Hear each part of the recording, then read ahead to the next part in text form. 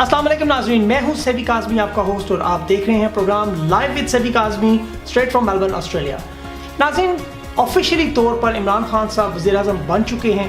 Opposition में हमने बिलावल भुट्टो साहब की एक बहुत ज़बरदस्त तकरीर, जिसके बारे में कुछ लोगों का ख्याल है कि वो एक प्रिपेयर्ड प्रेजेंटेशन थी, लेकिन बिलावल भुट्टो साहब एक ऐसे घराने से ताल्लुक़ रखते हैं कि जहाँ पर सियासत उनकी घुटी में पड़ी हुई है। ये मुहावरा उन पर वाकई फिट होता है। बिलावल भुट्टो साहब की वो तकरीर क्या वाकई एक तकरीर थी, या ही एक्चुअली रियली मीन इट? इसका मतलब है कि क्या वो वाकई वो सब कुछ करना चाहते हैं, या वो वाकई वो बातें करेंगे जो उन्होंने कही।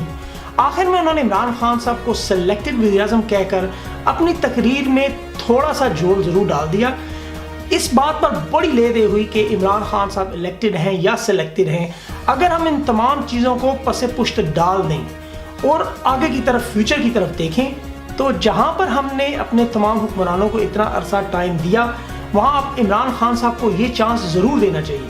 अब वो वज़ीर-ए-आज़म पाकिस्तान है, चेयरमैन पीटीआई नहीं। हमें बेजा तनकीद नहीं करनी चाहिए, लेकिन इसके साथ साथ इमरान खान साहब की अब हर हरकत पर नज़र रखनी चाहिए। पीटीआई की गवर्नमेंट बन चुकी है, उनकी कैबिनेट अनाउंस हो चुकी है, उसमें उन्होंने 20 मिनिस्टरों के और ओहदेदारों के नाम दिए हैं। मज़ीद उसमें तोसी ज़रूर होगी। खान साहब के पास कुछ वजारतें अपने पास हैं, कुछ वजारतें वो मज़ीद आगे डिस्ट्रीब्यूट करेंगे आने वाले वक्तों में, लेकिन हमें अब उनकी हुकूमत पर इस अंदाज में नज़र रखनी है कि उन्हें उनकी गलतियों की निशानदेही करते रहे, ताकि वो अपनी इन गलतियों को फ़ौरन करेक्ट करें। रिसेंटली कराची में एक पीटीआई के एमपीए ने एक थप्पड़ मारा, जिसकी गूंज पूरे पाकिस्तान में सुनाई देगी। पीटीआई की गवर्नमेंट ने उस पर एक्शन लिया, जो कि काबिल तहसीन है। अगर वो ना लेते तो शायद तनकीद का सामना उन्हें हर वक्त करना पड़ता। इसी तरह के अगर वो काम करते रहे, जो वादे उन्होंने हवाम से किए हैं वो पूरे करते रहे, तो उन्हें पूरी दुनिया से, बिलखुसूस ओवरसीज़ पाकिस्तानियों से एक सपोर्ट ज़रूर मिलती रहेगी हमेशा। लेकिन जहाँ पर उन्होंने अपने वादों से मुनहरिफ होने की कोशिश की, हम उन्हें गाए बगाए उसकी याद दिलाई करते रहेंगे। इसके साथ साथ पाकिस्तानी सियासत में आने वाले दिनों में मज़ीद तब्दीलियाँ आएंगी। मुस्लिम लीग नून तन्हाई का शिकार होकर कॉर्नर हो रही है, जो कि किसी सूरत में एक अच्छा शगुन नहीं। मुस्लिम लीग नून पाकिस्तानी सियासत में एक हकीकत है, इसी तरह जैसा एमकेएम पाकिस्तान एक हकीकत है और अब वो इसका हिस्सा है। इसी तरह मुस्लिम लीग नून को पाकिस्तान की अमली सियासत में किरदार अदा करते रहना चाहिए, ताकि जमहूरियत परवान चढ़े। आज के प्रोग्राम में मेरे साथ पाकिस्तान के मायानाज एंकर वसीम बादामी साहब मौजूद हैं। वसीम बादामी साहब से अभी मैंने थोड़ी देर पहले हमारे स्टूडियो के करीब उनका फंक्शन था, वहाँ पर मुलाकात हुई, उनसे एक छोटा सा इंटरव्यू हुआ, उनसे हमने इन्हीं इश्यूज़ पर थोड़ी सी बात की है। वो मैं आपको दिखाता हूँ थोड़ी देर में। मिलते हैं आपसे एक छोटी सी ब्रेक के बाद। वसीम भाई, welcome to Melbourne. Thank you very much. कैसा रहा ये सफ़र आपका अभी तक? बहुत अच्छा, बहुत मुख्तसर था, बड़ा हेक्टिक था, जिसमें हम पता नहीं कुल मिला के शायद 4-5 दिन में बहुत ही कम सोए हैं, लेकिन बहुत अच्छा, लोग बहुत मोहब्बत करने वाले हैं। बहुत सारे लोगों की ख्वाहिश थी, and I am really thankful, I am really glad, और उनसे मुलाकात नहीं हो सकी, तो उन लोगों से बहुत बहुत माजरत भी। इंशाल्लाह कोशिश करेंगे कि थोड़ा सा मज़ीद वक्त के लिए आइंदा, लेकिन बहुत अच्छा, बहुत ज़बरदस्त वक्त गुजरा।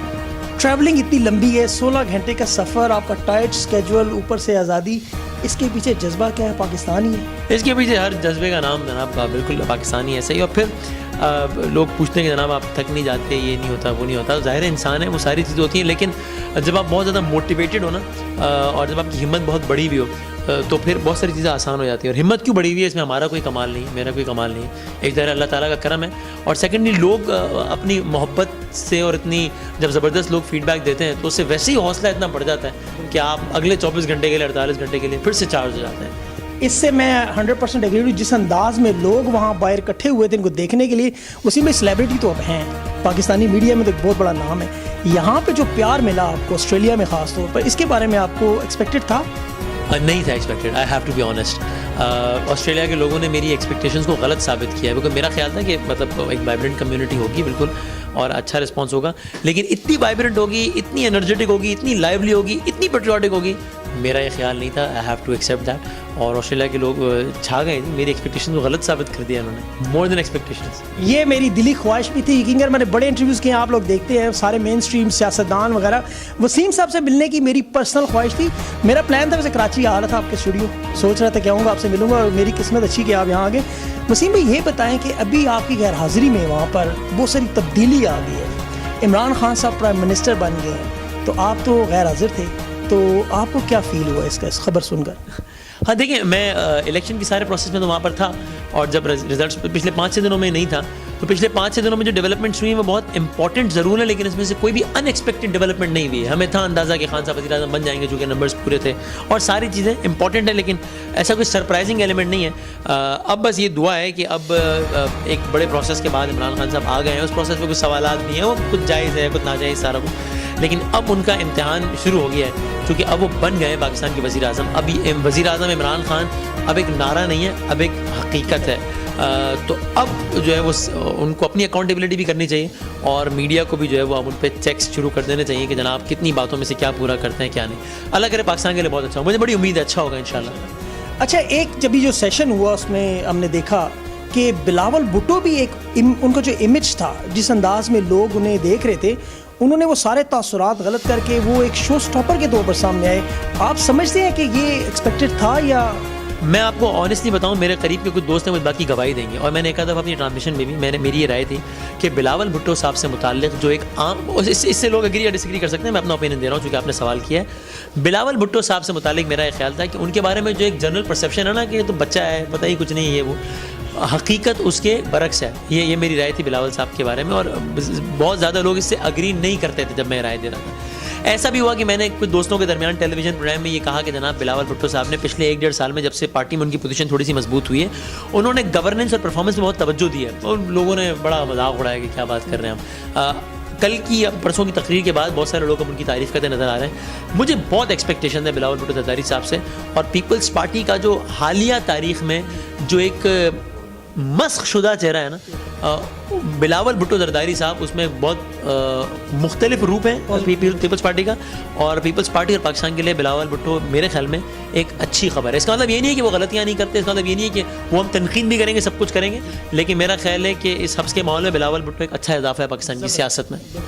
اچھا وسیم بھائی, ابھی آپ نے تو گراؤنڈ کور کیا, آپ کے پروگرام ہم نے دیکھے, فالو کرتے ہیں, آپ نے دیکھا جیپ کا تاثر اور وہ جو لوگوں کے ذہن میں تاثر تھا, ابھی بھی سوشل میڈیا پہ وہی بحث بار بار کہ جی لایا جا رہا ہے. بلاول بھٹو نے بھی اینڈ میں سلیکٹڈ کا ورڈ یوز کر دیا.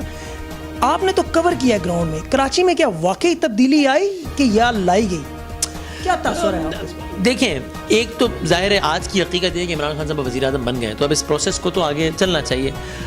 ہاں یہ ضرور ہے کہ بہت سارے ایسے سوالات یا ایسی ہیپننگز ہیں جن کے جوابات ملنے چاہیے, اور جن کے جوابات نہیں ملے تو جو لوگ اس طرح کی باتیں کر رہے ہیں ان کی بات میں تھوڑا سا وزن پڑ جائے گا. تو میں کوانٹیفائی تو نہیں کر سکتا کہ کتنا پرسنٹ کیا ہوا, کتنا پرسنٹ کیا ہوا, لیکن میں امید ضرور کرتا ہوں کہ بہت ساری چیزیں جیسے ابھی ویسے نہ ہوتی تو اچھا تھا, اس سے زیادہ بہتر انداز سے معاملات آگے بڑھ سکتے تھے. تو اللہ کرے ہم پاکستان میں ایک ایسے مقام پہ پہنچ جائیں کہ جہاں پر الیکشنز جب ہوں تو اس پہ جیتنے والے کو یقین ہو کہ میں جتوایا نہیں گیا ہوں, ہارنے والے کو بھی یقین ہو کہ میں ہروایا نہیں گیا ہوں. اس لیکن میں کچھ ایسے سوالات ضرور تھے جن کے جوابات مل جاتے تو اچھا تھا, یا کچھ چیز ایسی تھی جو نہ ہوتی تو بہتر تھا. ہمارے پروگرام کے توسط سے ہم نے زلفی بخاری سے بات کی, ہم نے نعیم الحق صاحب سے بات کی, پی ٹی آئی کی جو کیبنٹ سے ہمارے کلوز جو اس وقت بات چل رہی ہے روزگار, خوراک اور رہائش, اس پہ فورن انویسٹرز ان کی مدد کرنے کو تیار ہے اس وقت.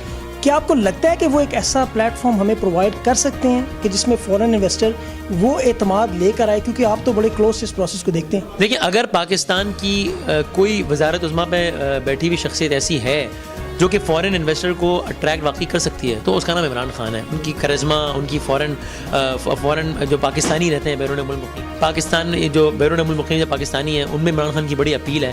تو اگلا جو اس سے پہلے والی گورنمنٹ تھی ان کو اگر اتنی زیادہ محنت کرنی پڑنی تھی فورن انویسٹر کو لانے کے لیے تو خان صاحب بہت کم محنت کے ساتھ وہ کر سکتے ہیں, اس لیے کہ ان کی پرسنل اپیل بہت ہے, ان کی پرسنل کریڈیبلٹی بہت ہے. اگر یہ کام اس دور میں بھی نہیں ہو پایا تو پھر کبھی نہیں ہو پائے گا, اس لیے ہونا چاہیے میرا خیال. ایک آخری سوال ہے بس ان سے معصومانہ سا.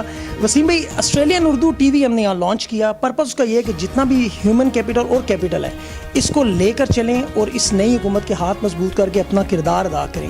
آپ تو اس پروسیس کو اور سیاسی پروسیس بڑے اچھی طرح جانتے ہیں, آپ سمجھتے ہیں کہ ہماری کوششیں رنگ لا سکتی ہیں اس ماحول میں؟ بالکل. دیکھیں ایک تو آپ نے کہا حکومت کے ہاتھ مضبوط کریں, تو ہاتھ مضبوط آپ خود بھی سمجھتے ہیں, میں صرف اپنی اوپینین دے رہا ہوں کہ ہاتھ مضبوط صرف حکومت کی تعریف کر کے نہیں بلکہ تنقید کر کے بھی ہاتھ مضبوط کیے جاتے ہیں جب تعمیری تنقید ہوتا ہے. I'm sure آپ لوگ یہ دونوں طرف کی تصویریں دکھائیں گے, بے جا تعریف بھی نہیں کریں گے, بے جا تنقید بھی نہیں کریں گے. اور بہت اچھا ہے کہ اگر دیار غیر میں ایک ایسا پلیٹ فارم ہے جو کہ مادری زبان کو پروموٹ کر رہا ہے, جس کا نام ہی اردو کے حوالے سے آسٹریلین اردو ہے, تو آئی ایم شیور کہ انشاءاللہ آپ لوگوں کی نیتیں صاف ہیں, اگر جو کہ آئی ایم شیور کہ ہیں, کیوں نہیں ہوں گی, تو کامیابی سے کوئی نہیں روک سکتا انشاءاللہ. وسیم بھائی بہت بہت شکریہ آپ کا ٹائم دیا. انشاءاللہ آپ سے کراچی میں ملاقات ہوگی آپ کے اسٹوڈیو میں. بہت شکریہ. السلام علیکم. جی ناظرین, آپ نے وسیم بادامی کی باتیں سنی. وسیم بادامی نے اپنے سٹائل میں, اپنے انداز میں بڑے خوبصورت طریقے سے وہ چیزیں بیان کر دیں. ہماری خواہش ہے کہ پاکستان سے مزید لوگ آئیں. جب میں اس فنکشن میں گیا تو میں بڑا حیران ہوا کہ جس انداز میں آسٹریلین پاکستانی اپنے ان مہمانوں کو ویلکم کرتے ہیں, جس پرجوش انداز میں یہاں پر ایک لوگ آئے ہوئے تھے. میری خواہش ہے اور میں انشاءاللہ اپنے پلیٹ فارم کے ذریعے وہاں پر موجود اینکرز حضرات جو بڑے نام ہیں, سوشل سٹیٹس رکھتے ہیں, جو لوگ جن کی لوگ بات سنتے ہیں, ان کو اپنے پروگرام کے ذریعے اور آسٹریلین اردو کے طفیل سے ہم انہیں یہاں مدعو کریں گے تاکہ وہ اپنے تجربے کی بنیاد پر یہاں لوگوں کو مستفید کریں. اسی طرح جو لوگ یہاں پر موجود ہیں, میں یہ بات بارہا کہہ چکا ہوں, یا دنیا میں خاص طور پر امریکہ میں ان لوگوں کا کیپٹل اور ہیومن کیپٹل تیار ہے. پاکستان کی جو ہی قیادت سیٹل ہو جائے گی انشاءاللہ ہم لوگ اپنا کردار ادا کرنے وہاں ضرور آئیں گے. علی حماد ہمارے کیمرہ مین اور خواجہ جمال چک کے ساتھ سیبی کاظمی کو اگلے ہفتے تک کے لیے اجازت دیں. خدا حافظ.